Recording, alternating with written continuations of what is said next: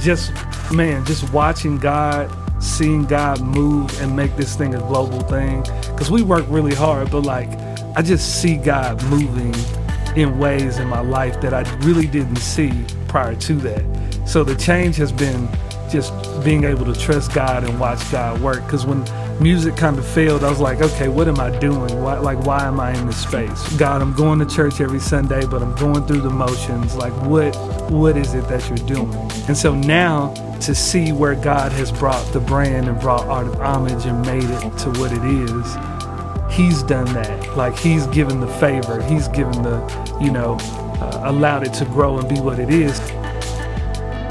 If something is not going the way I want it to go, okay, God, you're doing something even in this. My perspective on life is just a perspective of gratefulness now, because I know that whether it's working or it's not working, God is working.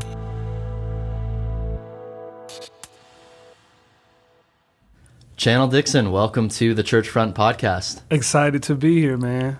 Glad to be on. I'm excited to be here because I don't. If you're listening to the podcast, you can't see this, but if you're watching on YouTube, you can see we are. Where are we right now? We are at the Art of Homage headquarters, which is a shop, office space, studio space, and warehouse for the brand. Yeah. So yeah. Super excited to be here. Super excited to try on some new swag later and maybe come away. Well, actually, I already got something on. We made sure I was dressed appropriately for this podcast interview.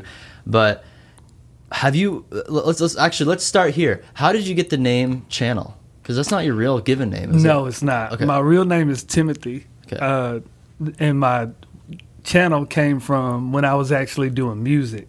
And so we were all coming up with names, and basically Channel it fit because basically I just wanted to be a channel for the message so that people could hear and see, what God is doing with the body, basically. So yeah. It's awesome. And so you haven't always been a product designer or Instagram influencer or whatever you call yourself now. You haven't always been doing this. So let's bring it back. Like when you were kind of, I don't even know how old you are right now. You look 35. 35, but I look young. Yeah, right? You're young. You look really young. But so let's say when you were kind of coming of age, you're like getting done high school or going into college or into a career, like where were you, 15 years ago? Like what were you?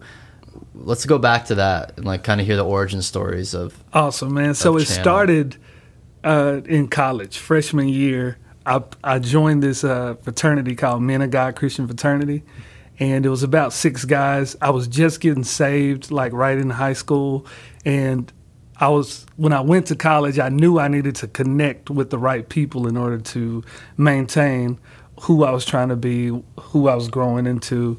And so from there, I met my best friend Gabe, who's my partner now with this, and we started doing music together. And so music, rap, Christian rap music, Lecrae, cross movement, all of that was like our lane. And so from that space came the name Channel, came the group, came the independent record label that we had, and kind of morphed into, hey, we're doing an album now, and just teaching ourselves how to record, how to do music, and how to represent God in such a way that's pleasing to God, and what does that look like? And so from building a record label and doing those things, that's when I started doing merch. So I was probably like 21, 22, something like that. Yeah. So tell us more. It seems like music was such a huge part of your life. Oh, man, music was like everything. Hip-hop music, right? That's kind of your area, your genre. So like what was that like? And I was doing a little bit of reading, and I heard, like, I came across the Kingdom Minded Records, and then the Red Ink Army. So let's start with what are those? So Kingdom Minded Records was the name of the label, and that basically came from the fact that we wanted to be kingdom minded in all that we did. We were young, had a lot of zeal, so it was just like God, everything, And then Red Ink came from my partner Gabe. He wrote a book called Red Ink Poetry.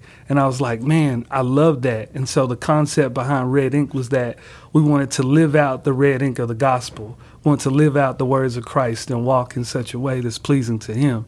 And so that's where Red Ink came from, and it morphed into a group. We did some compilation work. And so we basically would make, our church locally would help us fund these CDs, and we pass out thousands of them. And so basically, when I was coming up, all we had was Cross Movement. It was like the first Christian rap group that we had ever heard. So you're getting saved, you're coming from all kinds of music to just like, what do we listen to now? And so to have an outlet, we had Christian rap, we had Cross Movement, and then Lecrae came around, and Trip Lee and Tadashi, and we kind of fit into that area. And so, yeah, that's kind of how everything started.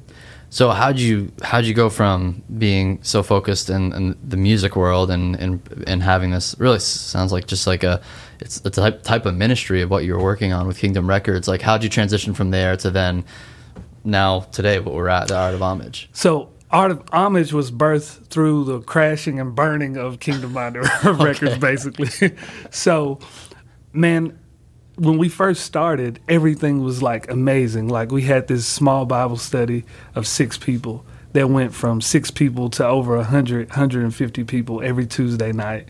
And from that became an outlet for music. And so we started doing music. And then when we would do concert releases, it'd be 500, 800 people show up in this small town at Stephen F. Austin in Nacogdoches, Texas. You probably never heard of it. Never heard of it. And so everything we did worked. And so as we were all graduating, we were all married, starting to have kids, we were like, we have to get out of this small town if we really want to pursue it and, go forth. And so we moved up here to Dallas area, and long story short, when we got here, the foundation that we had built just didn't work. For whatever reason, God was moving us in a, different direction. It was hard to see at the time. And so we went through this space of like 2 years where it was just like when you do music every night, every day, day in and day out, and you live and breathe it, you disciple through it, it's almost like ministry was kind of like my God, because it was like, man, you didn't realize how much you were tied to it. And then God put us in this space for a couple years where we didn't do anything. But I loved the merch aspect of it. And so we knew this time when we were creatives, that we wanted to do something that had a culture around it. And so when we started Art of Homage, the culture of it, we wanted to create a culture of worship. That was the main line when we first started. It was just worship, because when I was going through that depressing phase, that state that I was in, I just kept being reminded to worship God through it all. And so worship became just a reminder for me to wear it. I wore it around for a year, and that's where it was birthed from. Yeah. So, yeah. Okay. So do you like remember the time you were just like sitting at home and thinking of like, oh, I want to make more merch and design merch, and then you were just like, oh, let's like put worship on there, like what you're wearing on your sweatshirt or your hat, like what. Yeah, unpack a little more, because I understand like you worship God in hard times, but unpack a little bit more for us. Like, what was that? Like, where did that come from? So I had a buddy named Drew Weeks who also does music, and he had this shirt that had worship on it, and I was like, bro, this is amazing. Like, and he's like, man, I'm not doing that anymore. And I was like, bro, I really want to take this concept and make it something bigger. And he was like, go for it. And so basically I took the concept of worship, deconstructed it, took the vowels out of it, and put the lines into it, and it just became, that's kind of where the actual concept was built from. And so I always did the merch for our group. And so, CDs were phasing out at that time, and so everybody was buying more merch because they could stream the music. And so merch was a big emphasis, and so then I just started spending time designing, and that's where worship came from. So, and that's where I wanted to kind of pick your brain more about in our conversation, is this idea of worship infiltrating the rest of our lifestyle, even beyond what we typically think of worship being what happens in a building on Sundays with our church community. Because a lot of the listeners of this podcast are worship leaders. I know a lot of us have been really, I think, inspired by your brand. I mean, a lot, like, it's cool. Like, I'm a worship leader, and I can wear a shirt that says or a hat that says worship on it. Nice. But like I think we're more inspired by what you just kind of unpacked about like the heart of the brand being that we want worship to infiltrate our lives no matter the situation. So unpack for us a little bit more just like the heart of like, or for you, like in your perspective, what does it mean for worship to be a lifestyle, like instead of just something that we do on Sundays? Right. So I love worship. So basically when you go to church, you have this great, for me, worship is like when you walk in and the music is right and the, you know, worship is going forward, that feeling, that vibe that you get of being in that moment of like, God, you are everything to me, is something that we want to push as a culture, as part of everyday living. And so for us, it's whether you eat, drink, whatever you do to the glory of God. So what does worship as a lifestyle look like? For us, we wanted to create a brand that represented that well. And so for the most part, if you look at clothing from when we were growing up, you know, you had the Coca-Cola, Jesus is the real thing, you know, like, but do you really want to wear that every day, you know? And so we wanted to create a brand in a way that was like everyday wear, everyday streetwear, where you can rock it at church or not, and it still be a reminder of what you represent. If you're rocking this and you go, you know, into a store and somebody's rude to you, you may respond a little bit differently wearing this than you would if you were just wearing anything else, because it's just that reminder that God is everything. God is, you know, we want to represent him well in all things all the time, and that's the focus of wrestling with living a lifestyle of worship all the time. Like, God, you are my audience, and I want to live for you in my everyday life, everyday walk, daily. So not just singing, not just on stage if you're a worship leader, but you want to live it out every day, you know? And I'm sure that's one of the struggles that people live with being in a creative, like for us, we have a brand that's about God and about Jesus and about, so you want to walk it out every day. You don't want it to be something that is, you create something that's godly, but you don't actually live it out. So for us, it's a lifestyle, it's a culture that we're trying to build to inspire, encourage others to do the same. So, yeah. I read on your website that I think the phrase I saw was a conversational brand. Yeah. What's that? Yeah, so we create in such a way that we hope leads to conversation, like gospel-centered conversation. So when people see it, you know it's worship, but it almost invokes the question, hey, is that worship? Where do you go to church at? What do you do? And it kind of just leads to a conversation of what worship means. What is it? What is, when I wear the Yahweh or the Mercy or the Famous Enough, people ask all the time, like, what does that mean? What is that brand? Like, you have a hat, you have the shirt, like it's even on the joggers. Like, tell me what that means. And it leads to like rich, dope conversations about God and about, you know, just walking in a way that's pleasing to God, man. So that's the goal. I didn't realize you guys had joggers too. Yeah. And I got to try on some joggers later. Yeah.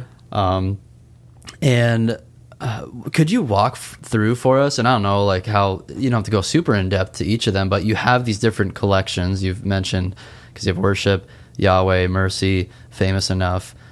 I'm not sure, there probably maybe some other ones, but maybe walk us through, because I think it'd be cool for folks to hear the story behind each of those. So like when we're, you know, look at even just shopping or trying to select something for ourselves, we kind of understand, like it kind of, I think we can wear them more intently, knowing what's behind them. Gotcha. Yeah, that's a good question. So man, we have about 5 or 6 collections, and all of them have kind of a specific space that they're in. Like, for example, the worship, a lot of worship leaders, a lot of worship pastors love that line. And so they wear it, and it fits more into church culture. And then you have the Famous Enough and the Known collections that fit more into like just everyday streetwear. So, I mean, we've had people like Markelle Fultz from the 76ers wear it on opening night, and it became a thing. And so what is Famous Enough? Famous Enough is basically a collection about, you don't have to be validated by likes, comments, followers, but just being known by God, you're famous enough. And so that one is more of an everyday, like, in culture wear. And then you have the lines that are specific to, like, church, going to church, outside of church, but just around that environment, like mercy, worship, Yahweh. Those are very much like biblical church terms, but they still can be worn in any arena, but they fit more into that environment. So we create the collection specifically for conversation, and then conversation in everyday life. And then you have those that are more evangelistic than the other ones, but they all fit the same vibe. So, yeah. What's your favorite collection? Because I created them all, I like them all. But I think my favorite collection probably has to be worship, because it got me through some spaces in my life that were really difficult, that it would remind me to focus on God, to praise God, that God is using whatever you're going through for his glory. And so that's kind of where Art of Homage was built on.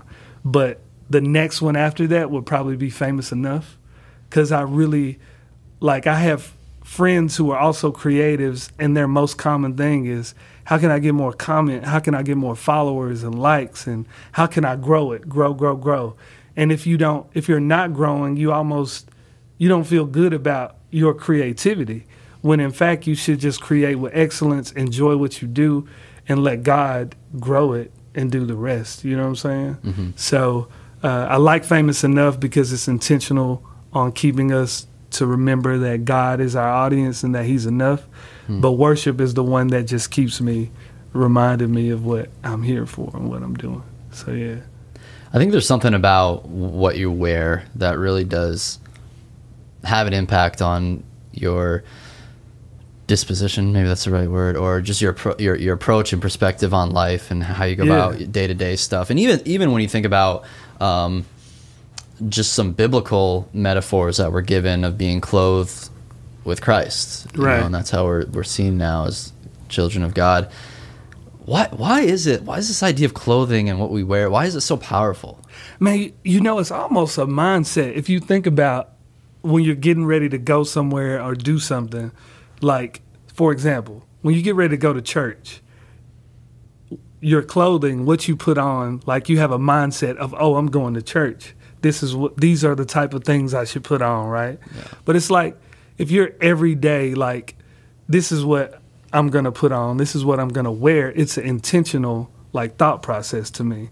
And so to be able to put on a Product of Grace shirt, when you get up in the morning, you put on Product of Grace, or you put on worship or a mercy shirt, you're putting on, like, and you have, it seems to me, I have a different intent when I wear that than I wear any other thing. I'm not just throwing on a t-shirt. I'm not just throwing on, a polo or whatever it is that I'm wearing. It's like an intent of where I'm going, what I'm doing. I'm focused on a message at hand.